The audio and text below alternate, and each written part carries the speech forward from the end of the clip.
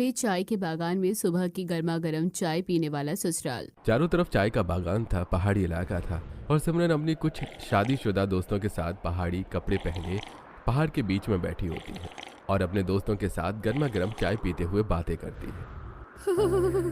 कितना अच्छा लगता है ना, रोज सुबह चाय लेकर अपने खेत के बागान में आओ और जैसे ही सूरज की पहली किरण निकले उस पहली किरण में चाय पियो और उसके बाद काम पर लग जाओ।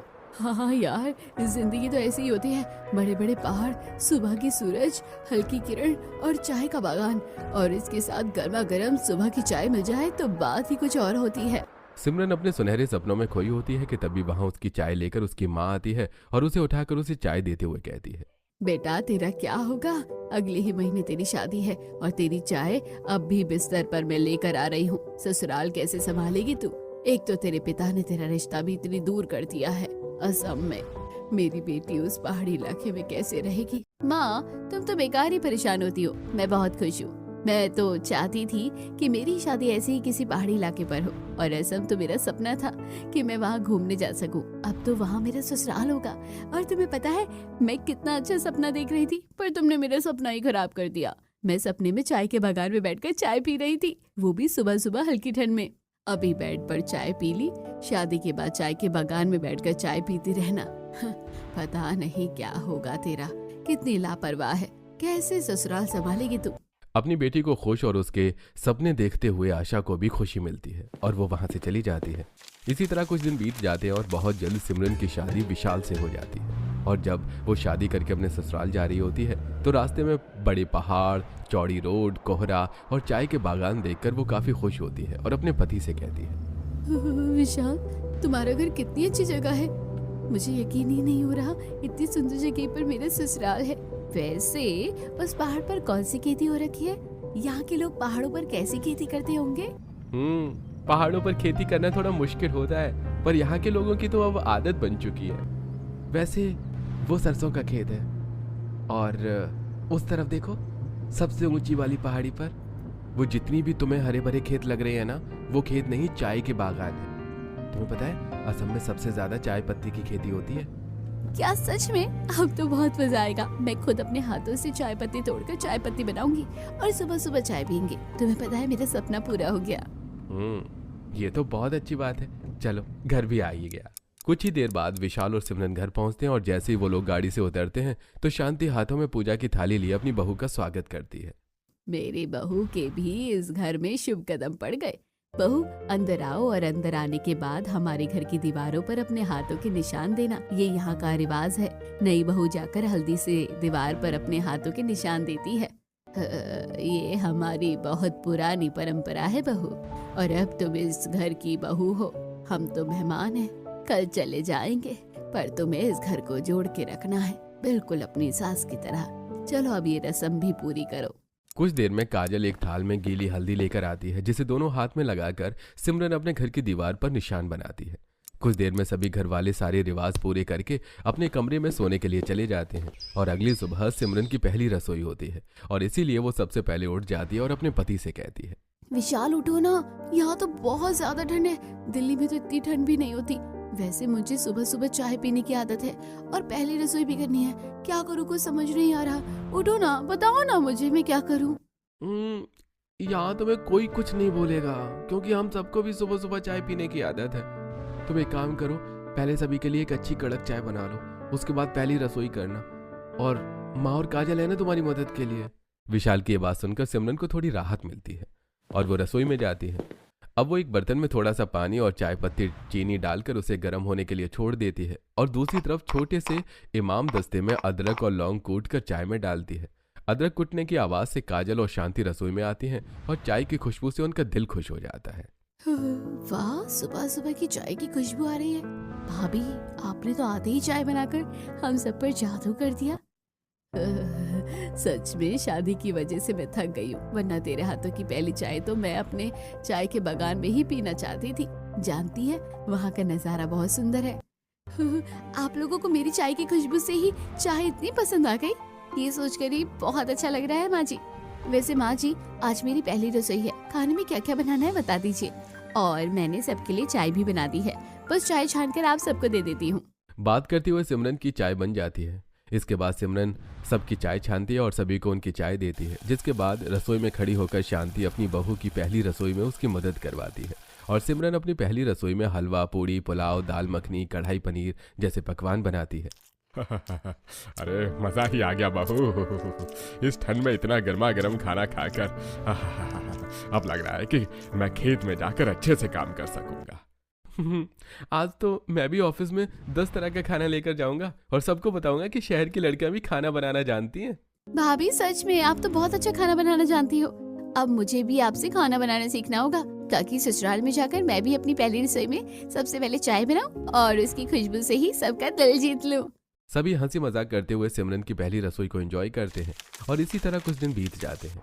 एक दिन जब सिमरन अपने कमरे की बालकनी पर सुबह सुबह खड़ी होकर हल्की धूप में चाय पी रही होती है, तभी वहां विशाल आता है। अरे क्या हुआ, तुम अकेले यहाँ पर बालकनी पर बैठकर चाय क्यों पी रही हो? आज तो हम सब घर में ही हैं, नीचे आ जाती। क्या करूं, अब तो आदत हो गई है। आप और पापा काम पर चले जाते हैं, माँ जी भी खेत पर चली जाती है, काजल भी कॉलेज के लिए निकल जाती है। सुनो ना, मुझे भी कभी खेती करने ले चलो ना। मैं हमेशा से चाहती थी कि सुबह सुबह अपनी सास के साथ चाय लेकर चाय के बागान में जाऊं और जब वहाँ सूरज उगे तो उसे उगता हुआ देखूं और चाय पीऊं। अरे अगर तुम्हें खेत जाना इतना ही पसंद है तो तुमने पहले मुझे क्यों नहीं बताया? माँ तो हमेशा से चाहती थी कि उनकी बहू उनके साथ सुबह सुबह चाय लेकर चाय के बागान में जाए। मैं आज ही माँ से कहूंगा और फिर आज शाम को हम सब चाय के बागान जाएंगे और तुम्हें अपना पूरा खेत दिखाएंगे। इतना बोलकर विशाल नीचे जाता है और अपने सभी घर वालों से बात करता है। देखते ही देखते पूरा दिन बीत जाता है और जब शाम के 4 बजते हैं तो सभी घर वाले खेत जाने के लिए तैयार हो जाते हैं और सिमरन भी नीचे आती है। 4 बज गए हैं, चल बहू खेत चलते हैं ताकि शाम को जल्दी आ सके। वैसे भी लेट हो चुके हैं। पर माँ जी अभी तो बहुत रोशनी है। भाभी रोशनी है तभी तो जा रहे हैं, अंधेरे में कैसे खेत देखोगी? ये शहर नहीं है जो जगह जगह आपको लाइट नजर आ जाए। यहाँ पर 7 बजे के बाद रास्ता बंद हो जाता है और आपको शाम का ढलता सूरज देखना है या नहीं देखना है। इतना बोलकर अब पूरा परिवार चाय के बागान जाने के लिए घर से निकलता है। थोड़ी ही दूर जाकर ऊंची ऊंची पहाड़ी आती है। सिमरन के परिवार को पहाड़ चढ़ने की आदत होती है, इसलिए वो बिना थके जल्दी जल्दी आगे चलने लगते हैं। पर सिमरन सबसे पीछे रहती है और उसे पहाड़ियों पर चढ़ने में दिक्कत होती है। सब आगे जाकर जब पीछे मुड़कर देखते हैं तो देखते हैं कि सिमरन अभी काफी पीछे है। अरे बहू, ऐसे पहाड़ चढ़ोगी तो रात हो जाएगी, थोड़ा कदम बढ़ाओ। आप चुप कीजिए, बहू यहाँ की नहीं है, वो शहर से आई है। शहरी लोग पहाड़ कहाँ चढ़ पाते हैं। बहू तुम आराम से आओ, हम यहीं खड़े हैं। मैंने साड़ी पहनी है ना, इसलिए पहाड़ चढ़ने में दिक्कत हो रही है, पर कोई बात नहीं, मुझे भी आदत हो जाएगी। कुछ ही देर में सिमरन पहाड़ चढ़कर अपने घर वालों के साथ अपने चाय के बागान में आती है, जहाँ चारों तरफ चाय के बागान की खेती हुई होती है और खेती भी सीढ़ियों की तरह आधी आधी जमीन पर होती है, कुछ ऊपर तो कुछ नीचे, जिसे देखकर सिमरन को काफी खुशी मिलती है। तभी वो देखती है कि कुछ औरतें पीठ पर टोकरी बांधे हुए हैं और उसमें काफी सारी पत्तियां तोड़कर रख रही हैं। तो वहीं कुछ औरतों ने आगे चुन्नी के सहारे गोद में बच्चों को भी बांधकर काम कर रही हैं और ये देखकर सिमरन थोड़ी सी घबरा जाती है। काजल वो देखो कैसे वो औरत बच्चा लिए पहाड़ पर काम कर रही है, उसे देखकर तो मुझे बहुत डर लग रहा है। भाभी पहाड़ी औरतों का जीवन इतना आसान नहीं होता, ये तो कुछ भी नहीं, आपको पता नहीं है, पर यहाँ पर औरतें 9 महीने की गर्भवती होकर भी पहाड़ पर चढ़ती है और सारा काम करती है। वैसे आपको हमारा चाय का बागान कैसे लगा? फोटो लेनी है? ये तो बहुत सुंदर है, मेरे सपनों से भी ज्यादा, और फोटो तो मुझे लेनी है। माँ जी कल से मैं भी आपके साथ सुबह चाय के बागान में आया करूंगी, घर में बोर हो जाती हूँ। हाँ बहू आजा। इस तरह सिमरन अपनी नंद के साथ चाय के बागान में काफी सारी फोटो लेती है। देखते ही देखते अंधेरा हो जाता है और सभी अपने अपने घर के लिए निकल जाते हैं, पर सिमरन का वहां से आने का दिल ही नहीं करता। सिमरन बैठी क्यों? उठो, देखो अंधेरा हो गया है, 7 बज चुके हैं, घर जाते जाते 7:30 हो जाएंगे। ये देखो जानवर की आवाज भी आने लगी। भाभी यहाँ पर 7 बजे के बाद कोई नहीं रुकता, पहाड़ी इलाकों में जानवर बहुत ज्यादा होते हैं, किसी भी वक्त कहीं से भी कोई भी आकर हमला कर सकता है। पूरा रास्ता अंधेरे से भरा है, अब चलते हैं, यहाँ बैठने का कोई फायदा नहीं। और देखो ठंड भी हो रही है, मुझे तो काफी ठंडी लग रही है। जानवर की आवाज सुनकर अब सिमरन भी घबरा जाती है और पूरा परिवार घर के लिए निकल जाता है।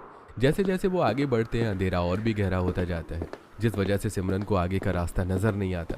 वो पहली बार पहाड़ों पर आई थी, इसलिए उसका पैर मुड़ जाता है और वो जमीन पर गिर जाती है। सिमरन, अरे तुम ठीक तो हो?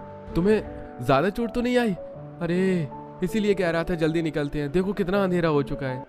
मैं ठीक हूँ, पर लगता है मेरे पैरों में मोच आ गई है। कोई बात नहीं बहू, घर भी बस आ ही गया है। अब से तुम्हें पहाड़ों पर अकेले आने की जरूरत नहीं है। अगर कभी चाय का बागान देखना हो तो हमें बताना और हमारे साथ ही आना। जब सिमरन के पैरों में मोच आती है तो सभी घर वाले काफी परेशान हो जाते हैं। कुछ देर में वो घर पहुंचते हैं और घर पहुंचते ही शांति अपनी बहू के पैरों में दवा लगाती है और गर्म पट्टी बांध देती है। देखते ही देखते 2 से 3 दिन हो जाते हैं और सिमरन के पैर का दर्द भी कम हो जाता है। ऐसे ही एक दिन जब काजल घर में होती है तो सिमरन अपनी नंद से कहती है, काजल, अब मेरे पैरों का दर्द ठीक है। मैंने सोचा था कि रोज सुबह माँ जी के साथ चाय लेकर चाय के बागान पर जाऊंगी, पर इस चोट की वजह से पापा जी ने तो मेरा पहाड़ पर जाना ही मना कर दिया। तो मुझे कहीं बाहर ले चलो ना। वैसे भाभी, घर में तो मन मेरा भी नहीं लगता है। चलो हम मेरी दोस्त के घर चलते हैं। उसका चाय का बागान ज्यादा दूर नहीं है और ना ही ज्यादा ऊपर। काजल की बात सुनकर सिमरन की खुशी दोगुनी हो जाती है और वो काजल के साथ लंगड़ाते हुए चाय के बागान में जाती है, जहाँ काजल की दोस्त करिश्मा उन लोगों के लिए गर्मा गर्म चाय बनाती है। क्या भाभी, आप सीधा चाय के बागान में आई है? मेरे घर आती तो आपको चाय के साथ और कुछ भी देती। एक बार मेरे हाथों की चाय पी के देखो, क्या हमारे ही बागान की चाय पत्ती से बनाई गई है। चाय तो सच में बहुत अच्छी है। एक बार पैर ठीक हो जाएगा तो तुम्हारे घर भी जरूर आऊंगी। सिमरन को काफी अच्छा लगता है और इसी तरह कुछ दिन बीत जाते हैं। ऐसे ही एक दिन जब शांति खेत में कुछ औरतों के साथ चाय के बागान में काम कर रही होती है तो कुछ औरतें उसे देखकर उससे कहती हैं, शांति बहन, अब तो तुम्हारी बहू भी आ गई है। ठंड बढ़ती जा रही है और तुम बूढ़ी हो गई हो।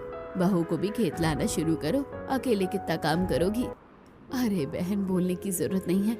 मेरी बहू तो खुद मेरे साथ सुबह 5 बजे ही चाय के बागान में आना चाहती है चाय लेकर। फिर उसकी तबीयत ठीक नहीं थी और ऊपर से वो दिल्ली से आई है। दिल्ली में तो पहाड़ भी नहीं है। एक दिन पहाड़ चढ़ी तो मेरी बहू के पैरों में मोच आ गई। बस इसलिए बहू मेरी आ नहीं पाई। बस एक बार उसकी चोट ठीक हो जाए तो मेरी बहू देखना रोज चाय के बागान में मेरे साथ दिखेगी। शांति की बात सुनकर सुमित्रा चुप हो जाती है और इसी तरह कुछ दिन बीत जाते हैं। और जब सिमरन का पैर ठीक होता है तो वो सुबह उठकर गर्मा गर्म चाय बनाती है और स्टील की बोतल में लेकर अपनी सास के साथ सुबह सुबह कपकपाती ठंड में चाय के बागान के लिए निकल जाती है। आज तो कुछ ज्यादा ही कोहरा और ठंड है।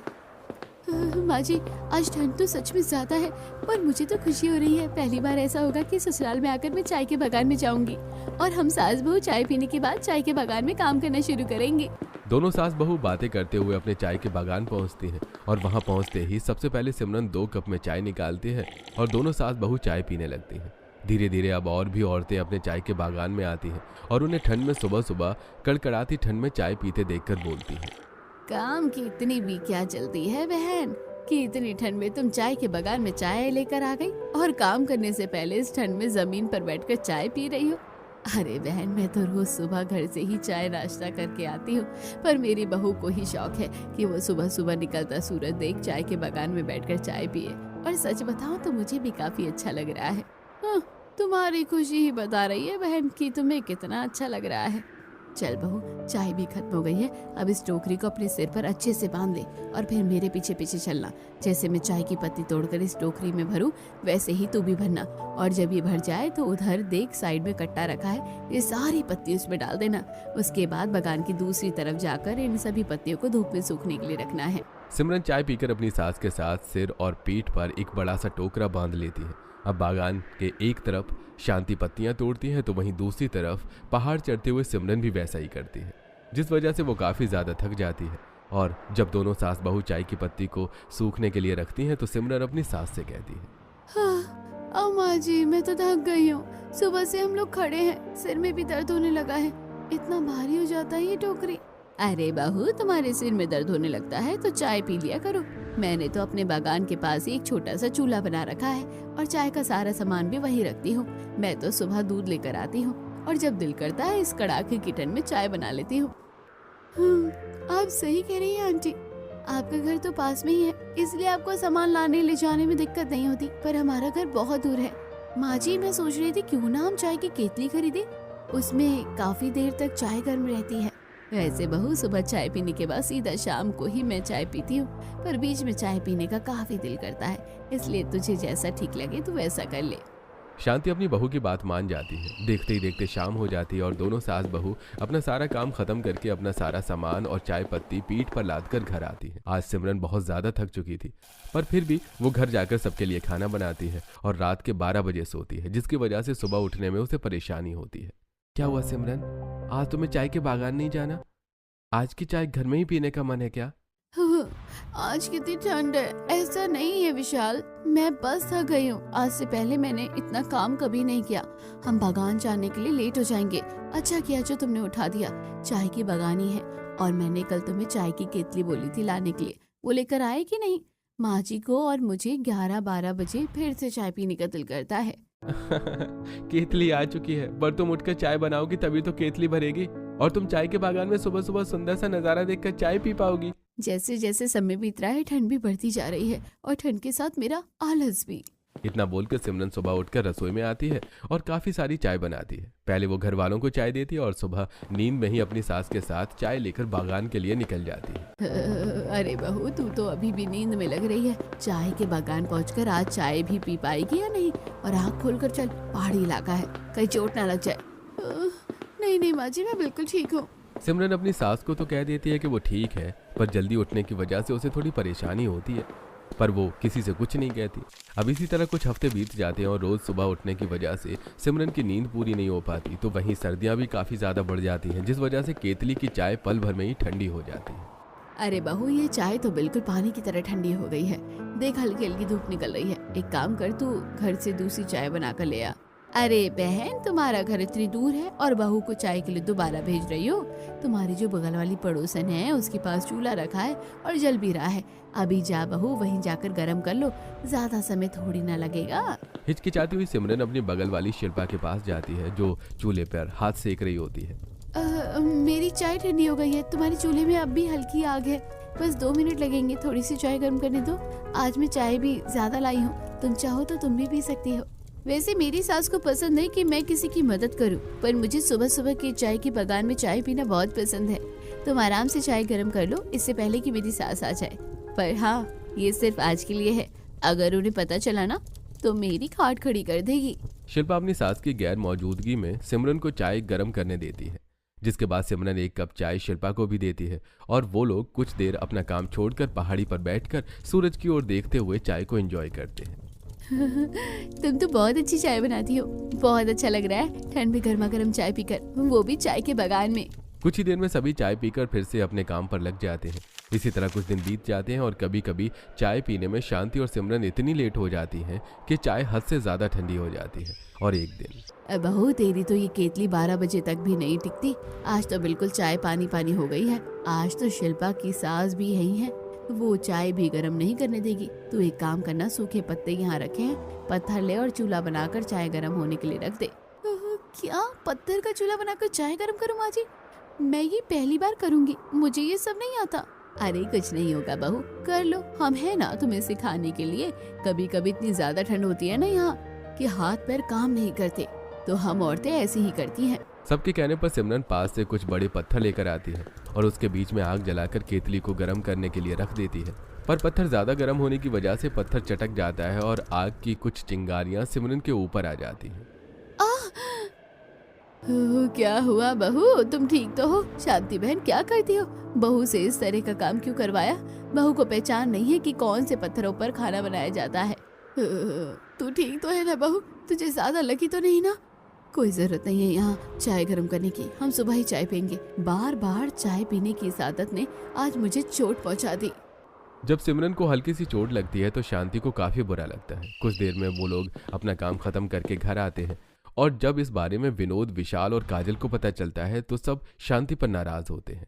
अरे जब बहू नहीं थी तब तो तुम घर से ही चाय पीकर जाती थी ना। अब तुम्हें ऐसी भी क्या चाय की लत लग गई है कि बहू से तुम वहां पर पत्थर पर चाय गर्म करवा रही थी? अगर आज कोई बड़ा हादसा हो जाता तो? माँ, ऐसी लापरवाही सही नहीं है। मुझे ज्यादा नहीं लगी है, बस हल्के से छींटे आए हैं। मैं बिल्कुल ठीक हूँ। माँ जी को ऐसे मत डांटिए, उन्हें भी ठंड लगती है, उनके भी जोड़ों में दर्द रहता है, फिर भी वो इतना काम करती है। सिमरन के कहने पर सब चुप हो जाते हैं और उस दिन के बाद से विनोद अपनी बहू को ना तो चाय लेकर आ और ना ही खाली हाथ चाय के बागान में जाने देता है। देखते ही देखते कुछ महीने बीत जाते हैं और एक बार फिर सर्दियों का मौसम शुरू होता है और इस बार सर्दियों के मौसम के साथ उनके घर में एक और खुशखबरी दस्तक देती है। माँ, पापा, काजल, आप सबके लिए खुशखबरी है। बहुत जल्द इस घर में नन्हा मेहमान आने वाला है। क्या मेरी बहू गर्भवती है? बहू, आज तो तूने हमें दुनिया की सारी खुशी दे दी। रुक, मैं पहले तेरी नजर उतार देती हूँ, यहाँ पर औरतों की नजर बहुत लगती है। इतनी बड़ी खुशखबरी सुनकर शांति और उसका पूरा परिवार खुशी से झूम उठता है और शांति रसोई से तुरंत लाल मिर्च लाकर अपनी बहू की नजर उतारती है। इसी तरह 2 महीने बीत जाते हैं और अचानक से शांति की तबीयत खराब हो जाती है। माँ जी, आपको तो बुखार है। मैंने विशाल जी को कह दिया है, वो आते ही आपकी दवाई ले लेंगे। बहू, मैं बिल्कुल ठीक हूँ। तू भी गर्भवती है, तेरा 3रा महीना चल रहा है। तू मुझ पर नहीं, खुद पर ध्यान दे। हाँ हाँ भाभी, माँ बिल्कुल सही कह रही है। आप जाकर आराम कर लो। भैया दवाई लेकर आएंगे तो मैं माँ को दे दूंगी। और माँ, कल आपको हॉस्पिटल चला है मेरे साथ। डॉक्टर ने कुछ ब्लड टेस्ट लिखे हैं। काजल के कहने पर सिमरन आराम करने के लिए अपने कमरे में चली जाती है। कुछ देर में विशाल दवाई लेकर आता है और विनोद अपनी बीवी को दवाई खिलाकर सुला देता है। अगले ही दिन काजल अपनी माँ के साथ हॉस्पिटल जाती है, जहाँ ज्यादा तबीयत खराब होने की वजह से शांति को एडमिट कर लिया जाता है। पर एडमिट होने के बाद भी शांति को अपने चाय के बागान की टेंशन हो रही होती है। मुझे तो डॉक्टर ने 1 हफ्ते के लिए एडमिट कर लिया। बाहर से चाय के बागान का इतना बड़ा ऑर्डर आया है। सारी पत्तियां तोड़कर उनकी चाय पत्ती बनाकर शहर भेजना है। इतने सारे काम कैसे होंगे? माँ जी, आप चिंता ना करो, मैं हूँ ना। जब तक आप ठीक नहीं हो जाती मैं जाऊंगी। वैसे भी बहुत दिन हो गए हैं, मैंने इस ठंड में सुबह सुबह चाय के बागान में चाय नहीं पी। मुझे पुराने दिन याद आ रहे हैं। भाभी, मैं बचपन से आसाम में ही रही हूँ, पर कभी भी मैंने ठंड में सुबह सुबह चाय के बागान में चाय नहीं पी। आखिर इसमें भी कितना मजा आता है। जो माँ को लत लग गई थी, और आपको भी। अब जब तक माँ ठीक नहीं हो जाती, हम ननद भाभी जाया करेंगे चाय के बागान में। अब सास की तबीयत खराब होने की वजह से दोनों नंद भाभी चाय का बागान संभालने की जिम्मेदारी लेती हैं और अगले दिन सिमरन पहले की तरह चाय की केतली में चाय भरकर अपनी नंद के साथ चाय के बागान जाती है, जहां दोनों नंद भाभी उगते सूरज को देखते हुए चाय पीती हैं। ये नजारा कितना अच्छा है भाभी। अब समझ में आया कि आप और माँ सुबह 5 बजे चाय के बागान में जाकर पहले चाय क्यों पीती थी। पर मुझे तो अब 11 बजे भी चाय पीने की आदत हो गई है। कोई बात नहीं काजल, मुझे तो डॉक्टर ने ज्यादा चलने और भारी सामान उठाने से मना किया है। मैं तो इतना काम नहीं कर पाऊंगी। तुम यहाँ काम करना, मैं घर जाकर तुम्हारे लिए गर्मा गर्म चाय बना कर दूंगी। चलो चाय पीकर काम करते हैं। क्या बात है, माँ के बीमार पड़ते ही बेटी भी चाय के बागान में आ गई। अच्छी बात है, पर इतना काम क्या करोगे? भाई की सरकारी नौकरी है, शहर क्यों नहीं चले जाते? हाँ आंटी, भैया ने बात की है, भगवान ने चाहा तो बहुत जल्द हम शहर शिफ्ट हो जाएंगे। अब चाय पीकर दोनों नंद भाभी काम पर लग जाती हैं। 11 बजे फिर से काजल को चाय पीने की तलब होती है और इसीलिए सिमरन चाय लेने के लिए जैसे ही पहाड़ से उतरती है, उसकी आंखों के सामने अंधेरा छा जाता है और वो चक्कर खाकर नीचे गिर जाती है। आसपास के सभी औरतें आकर सिमरन को संभाल लेती हैं, पर उसकी हालत इतनी ज़्यादा ख़राब हो जाती है कि उसे हॉस्पिटल एडमिट किया जाता है। और जब इस बारे में सिमरन की माँ को पता चलता है तो वो भी बिना समय गवाए फ्लाइट से असम आती है और उन्हें पता चलता है कि उनकी बेटी का मिसकैरेज हो गया है। माँ, तुम सही बोलती थी, मैं बहुत लापरवाह हूँ। मैंने अपनी लापरवाही की वजह से अपना बच्चा खो दिया। नहीं बेटा, इसमें तेरी कोई गलती नहीं है। पहाड़ी इलाके में अपनी जिंदगी जीना मुश्किल होता है, फिर भी तो अपने बच्चे की देखभाल कैसे करती। ये जगह ही मेरी बच्ची के लिए मनहूस है। बेचारी मेरी बच्ची कितने सपने लेकर अपने ससुराल गई थी, पर यहाँ एक के बाद एक हादसा हो रहा है मेरी बच्ची के साथ। दमाची, मैं आपके आगे हाथ जोड़ती हूँ, मेरी बच्ची को किसी शहर में ले जाओ। वो यहाँ आप लोगों की तरह नहीं रह पाएगी। उसे इन सब की आदत नहीं है। पहाड़ी लोग बहुत स्ट्रगल करते हैं, मेरी बेटी नहीं कर पाएगी। देखो आज कितना बड़ा हादसा हो गया है। आप सही कह रही है बहन, हमें समझना चाहिए था कि हम में और बहू में कितना फर्क है। बेटा विशाल, तू और मेहनत कर और अपना ट्रांसफर किसी शहर में करवा ले। यहाँ के खेत बागान की चिंता मत कर, हम इसे किराए पर रख देंगे और बहू को लेकर हम शहर जाएंगे, जहां बहू अपनी जिंदगी की नई शुरुआत करेगी। क्योंकि बहू की ऐसी हालत मुझसे भी नहीं देखी जा रही। बहू को बहुत बड़ा सदमा लगा है। मिसकैरेज होने के बाद सिमरन सदमे में जा चुकी थी। वो किसी से बात नहीं करती और अगर किसी को देखती तो उनके गले लगकर रोने लगती, जिस वजह से बड़ी मुश्किलों से विशाल अपना ट्रांसफर शहर में करवा लेता है और शहर आने के बाद एक बार फिर सिमरन अपनी जिंदगी की नई शुरुआत करती है। पर जब भी वो सूरज उगता देखती है तो चाय पीते हुए उसे पुराने दिन याद आ जाते हैं और वो कभी अपनी पुरानी बातें याद करके खुश हो जाती है तो कभी उसे अपने मिसकैरेज का याद आ जाता है और वो रोने लगती है।